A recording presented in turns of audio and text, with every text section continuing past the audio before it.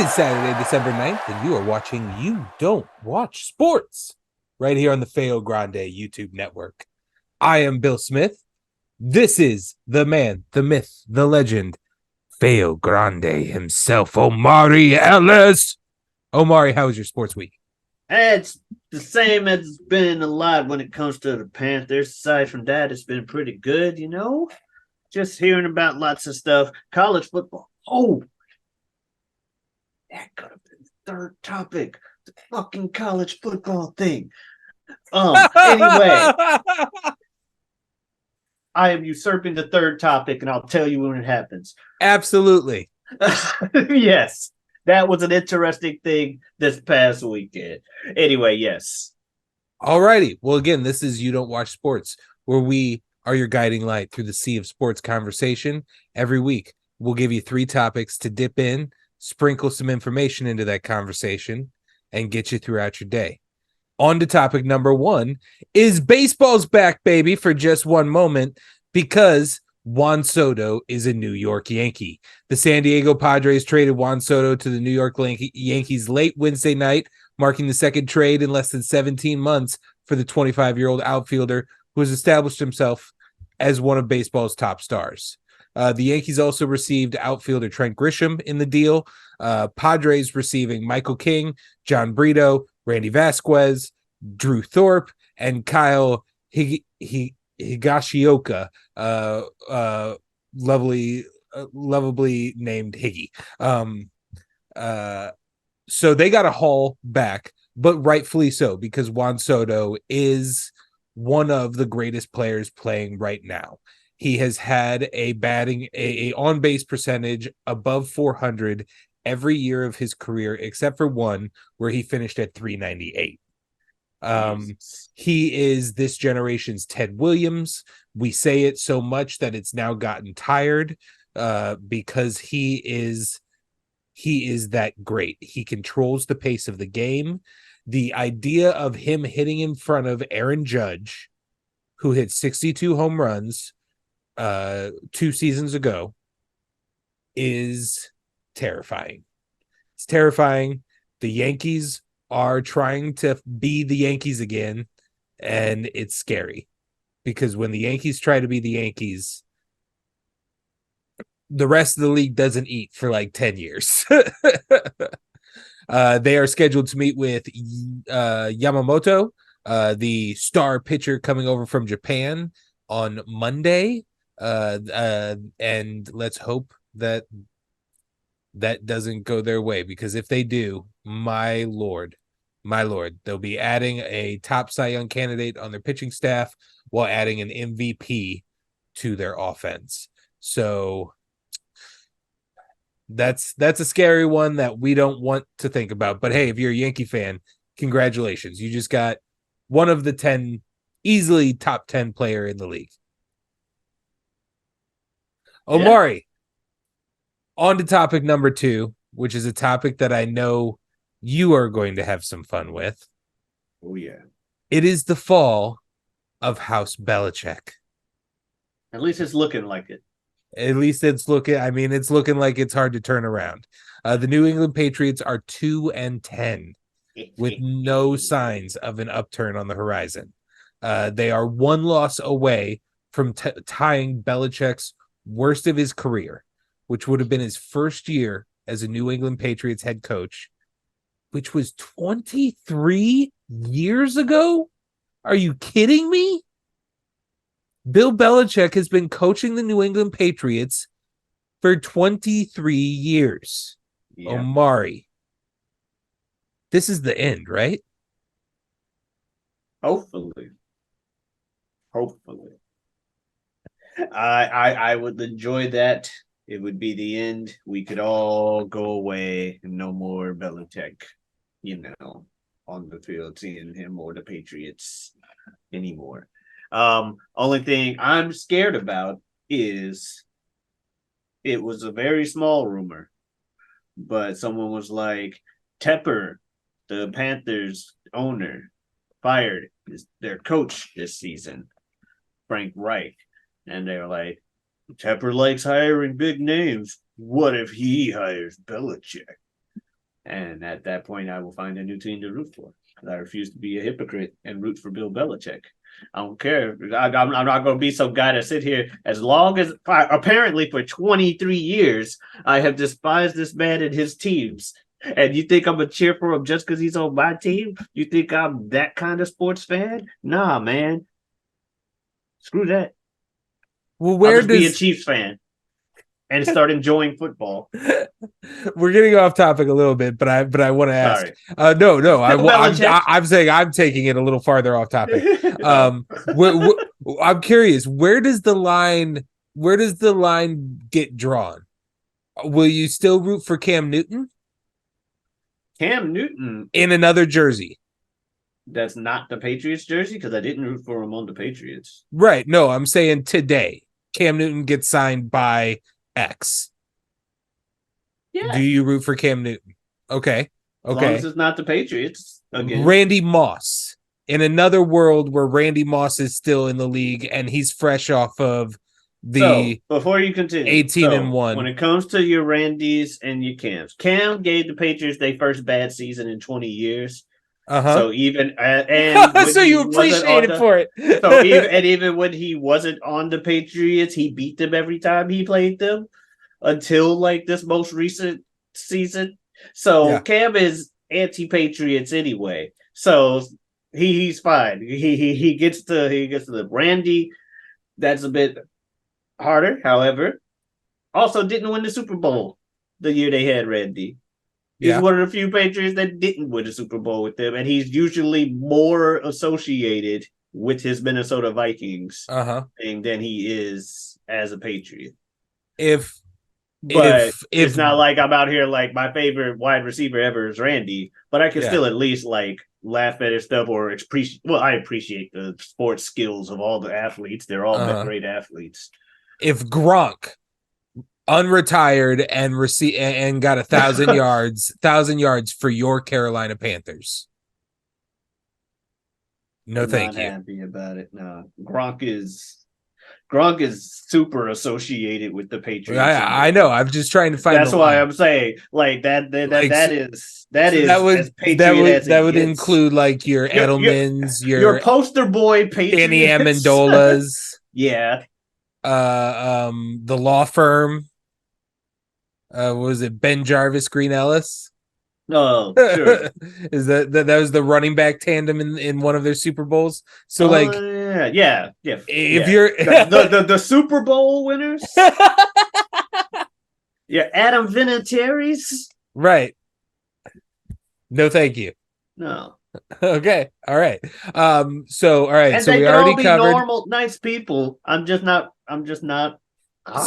a fan. So we already covered if he'll potentially come back with another team because it's going to be the Carolina Panthers. So now I have to ask you, Omari, does the fact that he couldn't be good again after Tom left prove that it was all Tom? No. I don't believe it was all either one of them because Tom wasn't the only thing that left that season. If we're going to be honest about speaking of the Cam season and everything, that was 2020, and half the defensive starters did not want to fucking play and opted out of the season because of COVID and shit. Yeah, I remember they were the team hit on the roster the hardest. Yeah, because of opt-outs. Cam got COVID during that season and also got added to the team like a week or two before the fucking season started. So that season was doomed to fail. Now, seasons after that, not everybody's been re-signing or whatever. I don't pay too much attention to their rosters, but it ain't been like people have been super excited to go to the Patriots because Tom and 3 other people went to Tampa and took an 8-8 team and turned them into a 10-6 team and won the Super Bowl. So, And with that, and then the reason I say it's not all Tom is because, like I said, it was Tom and three other people that went to a team that was already solid. That the only problem they had was their quarterback couldn't see straight because he needed LASIK, apparently. By the way, someone let Jameis Winston play for their fucking team. He got his LASIK surgery, okay? The dude he is Mr. 30 for 30. 30 touchdowns, 30 interceptions, still like 5K yards. Okay? And that was before the LASIK surgery. That's when he couldn't see right. He threw for 5,000 yards and 60 touchdowns. Oh, not 60 touchdowns. They weren't all pick sixes. I threw for 60 touchdowns. Man, you can't count your pick sixes. They weren't all pick sixes, but could you imagine? All right, last Patriots question. Have you ever had one on a fantasy team? No. Was that's a no? No. You can't have an active Patriot. Even if it's like it's like the sixth round, and there's a spot. There's one on there where you're like, oh my god, this guy would be. I don't have any the steal of steals. I don't have any Patriots, any Rams, or any Buccaneers on my team. All right. Okay, he's a man of honor, folks. And I still somehow managed to win one of these 1 year, a fantasy package. There you go. So it works. The good guy wins, folks. Yeah. So you got the third topic for me, folks. Third topic. So the college football playoffs have been decided. Right. Okay, we got 4 teams on there. We got Michigan dominant. I don't know if they've lost. I'm trying to see if I can get their wins and losses all season. I want to say that they're 13-0. Sorry, one moment. Please give me this. Because bottom line is we got Michigan 13-0 in there. Washington 13-0 in there. We got the team that the Undertaker told to go out there and win some fucking football games and did. So they went out there and won some fucking football games. We got Texas 12-1 in at 3. And they won I think they won their conference championship too, and had Undertaker show up to give them a belt. Hook 'em horns.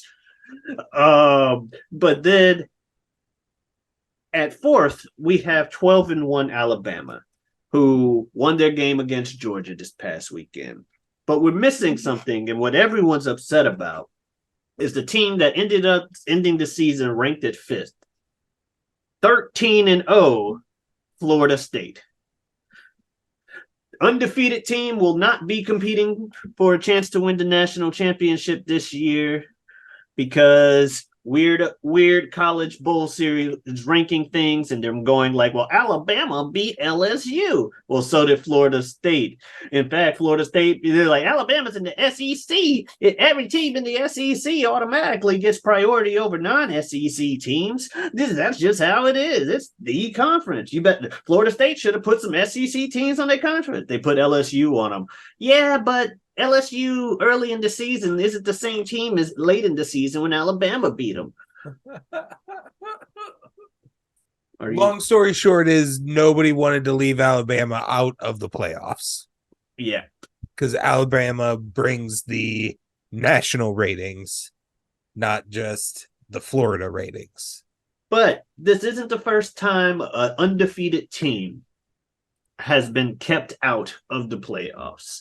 It happens every few years. It seems to happen. One of the more recent times I can remember was when UCF had it happen. They went undefeated, weren't allowed to compete for the national championship. And then they won their bowl game. So for the next year, we had national champion merchandise down here.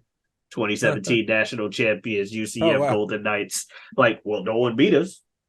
But typically there's a much easier strength of schedule argument, right, than compared to this year. Like this year, it's a little bit more glaringly obvious that they chose the one who would draw the ratings over the one who would not draw the ratings. Yeah, it doesn't help that ESPN apparently just got like some deal with the SEC to have their own like SEC channel for stuff, and then they immediately come out. Well, of course you gotta have the SEC teams in here.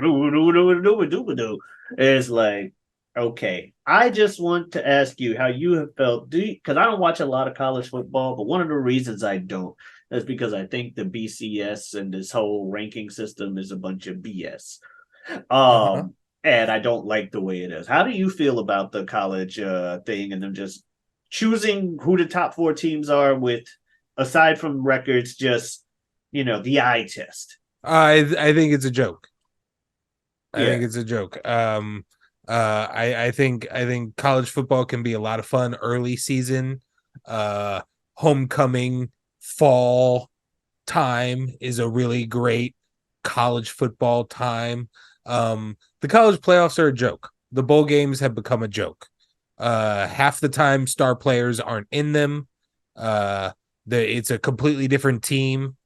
Sometimes they've completely broken camp and been away from football for a month, 2 months, and then they got to kind of reassemble, and it's a half-assed version of it's like a half-assed version of what the team was on third week of October kind of thing. And then like you said, the new structure, it just seems, I mean, it's always been we're just gonna pick who we want kind of structure, and it's always just felt a little It's so